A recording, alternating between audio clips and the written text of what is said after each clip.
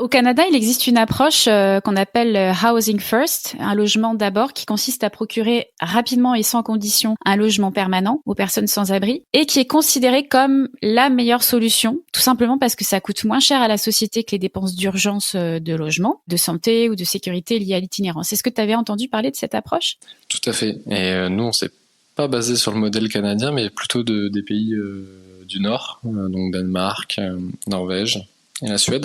Eux ont une politique de 100% logement, même sur les populations les plus précaires. En regardant cette politique-là et les résultats, on s'est rendu compte que oui, en fait, c'est la solution. Et on s'est rendu compte que oui, les pays de type canadien ou il y a aussi des pays de l'Est qui essayent d'avoir cette politique-là.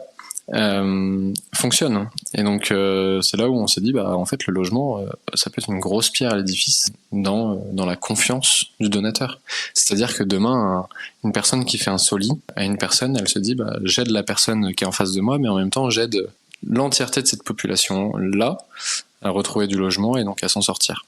Et en plus de cela, c'est que ces associations les accompagnent sur diverses piliers, que ce soit dans l'accompagnement autour des addictions, que ce soit l'accompagnement vers le travail ou de formation. Et donc pour nous, ça a été une évidence d'imbriquer, on va dire, cette partie-là au projet Soli, puisque on est conscient que le micro-don, donc des dons, on va dire de 1 à 5 euros, c'est bien pour la personne qui est en face, mais l'addition de plein de micro-dons peut faire la différence, et c'est là où le logement peut réellement résoudre de nombreux problèmes.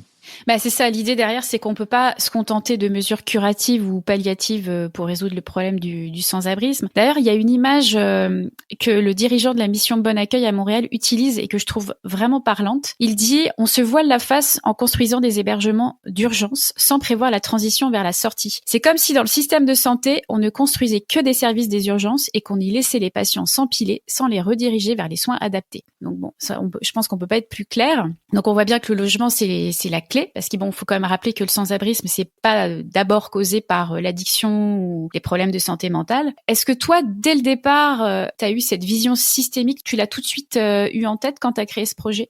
Globalement, en mai 2023, j'avais déjà cette idée de logement. Toutes les questions d'addiction, etc., elles sont venues après, suite à l'étude. Et aujourd'hui, dans l'équipe Soli, puisqu'aujourd'hui on est plus de 10 dans l'équipe, parce que j'ai un associé, j'ai des parrains et j'ai un board.